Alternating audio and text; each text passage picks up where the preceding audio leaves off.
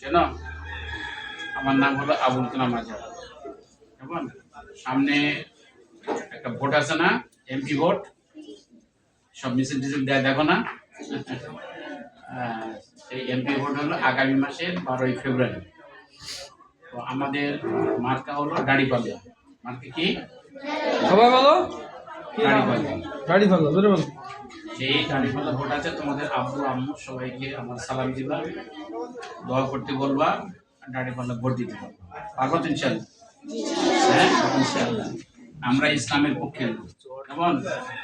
তোমরা যে কোরআন হাদিস পড়ছো না, এটাকে আমরা রাষ্ট্রীয়ভাবে আমরা কায়েম করতে চাচ্ছি, প্রতিষ্ঠা করতে চাচ্ছি।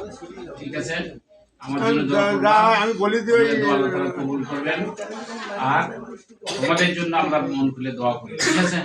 আবারও তোমাদের সাথে দেখা হবে, কথা হবে, আসবো ইনশাআল্লাহ।